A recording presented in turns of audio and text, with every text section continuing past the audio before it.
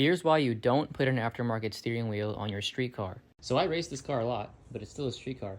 People often ask why I still have the OEM steering wheel, even though I have bucket seats and a lot of the interior removed. Why wouldn't I want to remove the steering wheel? Okay, so we're in the car.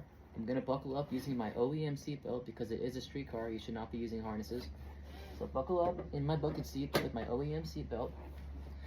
I'm driving, right?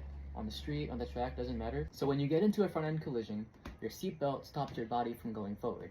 Now your head is really heavy and it has a lot of momentum when you get into a front end collision. So your head wants to keep going forward.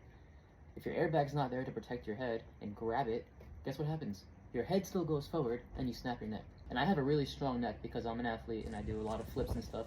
My neck muscles are strong, but that doesn't matter. Now let's say I have a helmet on. Helmets are also a little bit heavy. So guess what?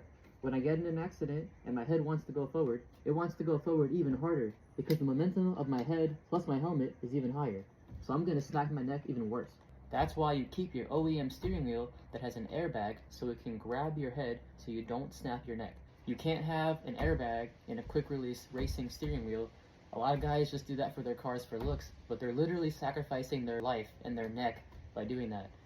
That's so dumb, and most of them are just doing it for looks. Performance over looks. You can't perform if you're dead. So now why can race cars do this? Why do they not have to have an airbag in their steering wheel? That's because they have a Hans device on their neck that supports their head and prevents it from flying forward and snapping your neck. In order to use a Hans device, you need to have a helmet equipped at all times. And you're not going to be doing that when you're driving on the street.